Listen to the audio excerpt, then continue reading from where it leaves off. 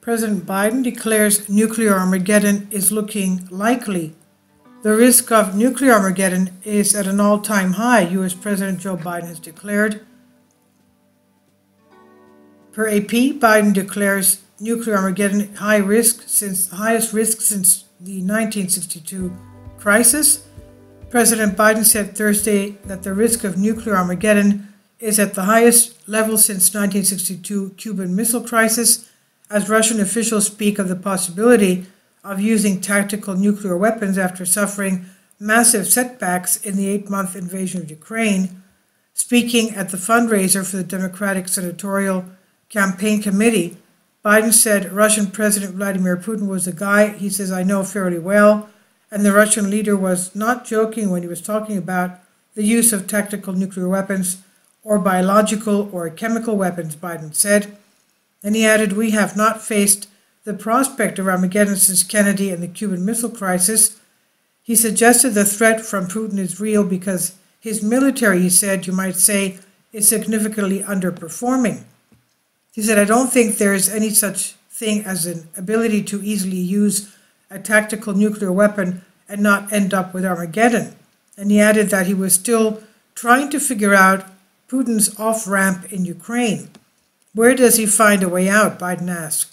Where does he find himself in a position that he does not only lose face, but lose significant power within Russia? The risk of a nuclear Armageddon is so high because of Biden's regime decision to launch a proxy war with Russia in Ukraine and dumping $70 billion into dragging the war out in perpetuity. This war could have been over in weeks or days if the U.S. stayed out of it, as the American people desired, but instead Biden's neocon saw this as an opportunity to drag Russia down in an Afghanistan-esque boondoggle.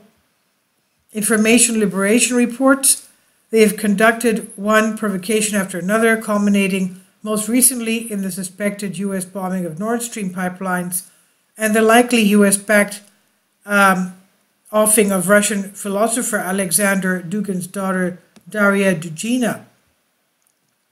Now, while the American people are being told in public that everything is fine and we're winning in Ukraine, Biden is telling Democrat donors in private that we're facing Armageddon.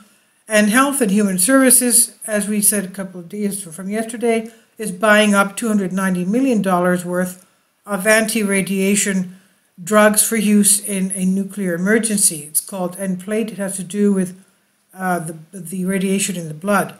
This is by Sean Adelton of Dubai News Punch. Please leave your comments and thank you for your support. Kindly support my Patreon account. The daily posts are 5 videos daily, and they are totally different from what I have on my YouTube channel.